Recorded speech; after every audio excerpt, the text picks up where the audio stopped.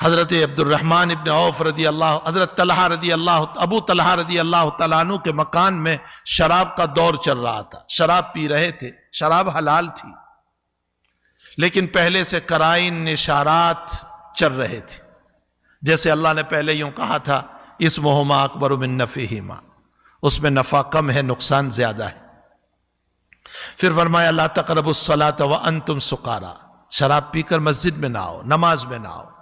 تو اشارات چل رہے تھے۔ اللہ نے آیت اتاری انما الخمر والمیسر والانصاب والازلام رجس من عمل الشیطان۔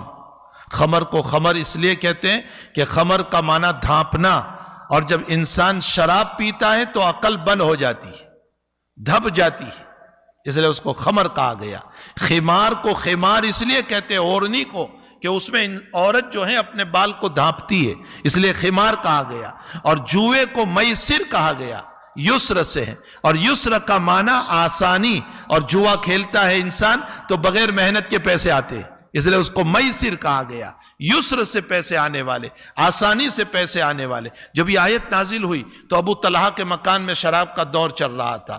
ابو طلحہ نے فرمایا بیت انس دیکھو کوئی اعلان ہو رہا ہے، باہر دیکھا اعلان ہو رہا تھا شراب حرام ہو گئی، تو ابو طلحہ پوچھنے بھی نہیں گئے نبی علیہ السلام کو کہ کیا واقعتاً حرام ہو گئی یا اور کوئی مسئلہ ہے، نہ کوئی تحقیق، کچھ نہیں۔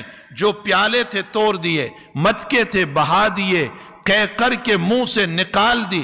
اللہ کا حکم آ گیا، نہ پولیس ہے، نہ کوئی چپراسی ہے، نہ کوئی انسپیکٹر ہے، نہ کوئی حکومت کا آدمی گیا، نبی کا ایک اعلان ہے اور شراب کو بہا دیا۔ اس لیے کہ انسپیکٹر سے بچنے پر جو گناہ سے بچتے ہیں وہ دل کی بنیاد پر نہیں، مخلوق کے خوف سے بچ رہا ہے۔ اللہ کے نبی نے ان کے دلوں پر محنت فرمائی تھی، اور اس محنت کے نتیجے میں نتیجہ یہ ہوا کہ نبی کا ایک پیغام پہنچ رہا ہے اور اس کو پھینک دیتے۔